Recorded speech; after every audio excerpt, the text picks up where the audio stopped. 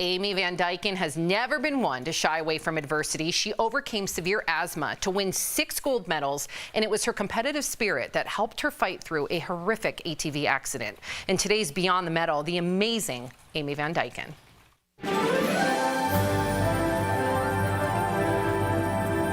The year is 1996 when 23-year-old Amy Van Dyken launches herself into Summer Games history.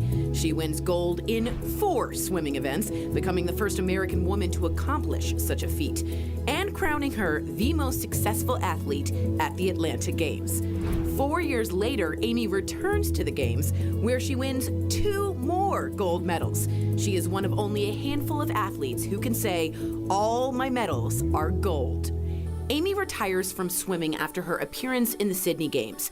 But in 2014, she makes headlines again after an ATV accident leaves her paralyzed from the waist down.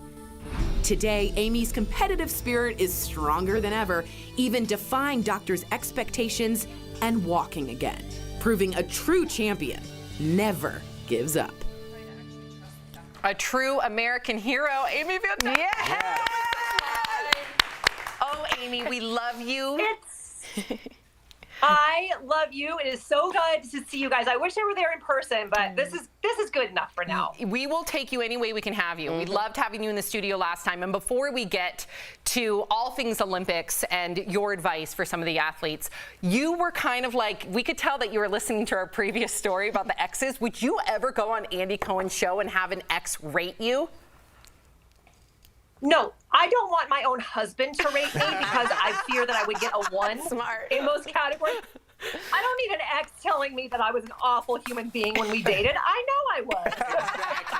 Exactly. Okay, all right. So clearly, you're always going to be honest with us. Now, an athlete's mental strength is just as important as their physical strength. So let's talk about the mind games that athletes like to play. Because apparently, you were the queen of messing with competitors. What were some of the things that you used to do while swimming?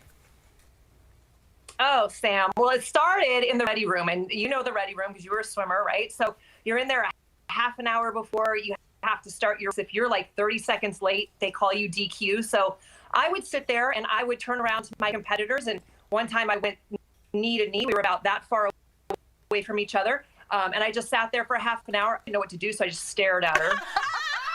So it started there. That's terrible. Then we would get out behind the blocks, and I'd do that lat slap thing. You remember that the boys get, and I would do that, splash water on myself. I would grunt, and then, not my proudest moment, but there was one time where there was no unnecessary noise on the starting blocks. Well, I have asthma, right? So I have phlegm. So they call us up on the blocks. It's silent. I clear my throat, and it echoes. And I see my competitor stand up, and she looked at me. I see her coach running down. She's DQ'd, she's out. And as everyone was freaking out, I was just sitting there saying, I may get pulled from this race, but it was worth every moment. She's so cool. What a good champion. Do it. All right, I got to ask about this. One of your mind games that I actually remember, it got a lot of backlash during the Sydney Games. You spat water in a competitor's lane, and the world went crazy. So, Amy, why'd you do it? And were you like kind of surprised by the backlash? Shocked at the backlash because I had been doing it in high school. And as a matter of fact, one of the people who made a big deal about it had done an interview with me 2 weeks prior while we were at the Olympics talking about the spitting, and then acted shocked when I did it. And how dare she do that? And I was like, wait, we just talked about that. Interesting. So I don't know, it bummed me out a little bit, and I think that's why I wanted to get into media. So, and do a lot of swimming stuff because I don't want other swimmers to feel like I felt in that moment. Very well. That's what I do to Tori before the show, just a little on the floor to mark my territory. So irritating. Very wet over here. Right? I got to show her who's boss. All right. Amy, you still hold the record when it comes to gold medals at the Games. You are the only American female to win 4 gold medals in a single appearance at the Games. Do you believe anyone is going to break your record? So yes, Jeff, I do. I think Katie Ledecky is going to break that record. We were talking about it this morning, and some of the people that I'm working with have a different opinion. Here's the thing. I've already bought the champagne. So the second that she does it here in the hotel room, I'm going to pop that bottle and celebrate. Because the thing is, I wanted to be there when she did it. Like, I wanted to give her a hug. obvious reasons, I'm not in Tokyo and I can't give her a hug. So I'm just going to pop some champagne and have a glass or 5.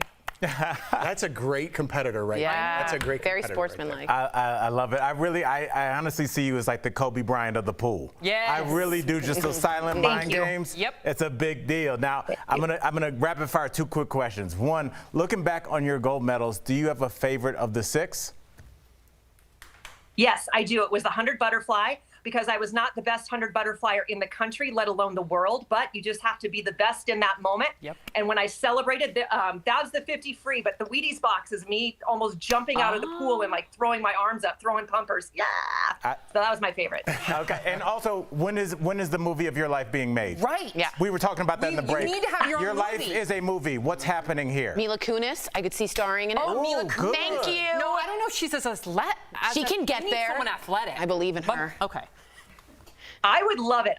Someone said today, I was in hair and makeup, and they're like, Shannon Doherty. I'm like, Shannon Doherty. okay. I can see. No, I think the movie of my life would be more like more cartoonish, but be able to get the entire story out there for people who want to hear about it. So, if you know anybody, let me know. Yeah, it's a good one.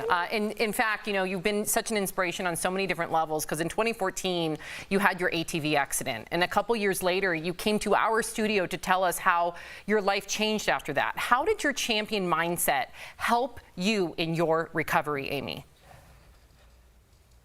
Well, I believe that it helps immensely in physical therapy. When I was at Craig Hospital in Colorado, I would see a lot of people who were in pain and they felt they had to stop. Well, I knew what pain I could push through. And so I felt like I could push myself further. Also, being an Olympian, you know, you've got to overcome obstacles. It looks beautiful on TV, but the Olympics is not always the easiest swim meet to be at. You know, you're in a different country, there's different food, sleeping conditions, what have you. So I really think that it taught me resilience, how to plan ahead, and, you know, just how to sit there and, I guess, feel the feels, if you will, right? If you're having a bad day, like, cry it out and don't let it back in. Amy, you got to come back to the studio and join us. Next time you're near us, please come in here, join the panel. Not only talking about sports, but she's going to talk about everything. She's great. Yeah. Your exes. I would love that. We are in your area for the summer, so I'm going to come bother you. Yay! So to our DBL Nation, follow Amy on Instagram. I'm already a follower, and her post will make you laugh, cry, smile, you name it. She's going to come back and join us in the studio. Amy, thank you so much for joining us today. We appreciate you. Thank you guys so much. I love you. Be well. Love you. See you soon. Bye, love.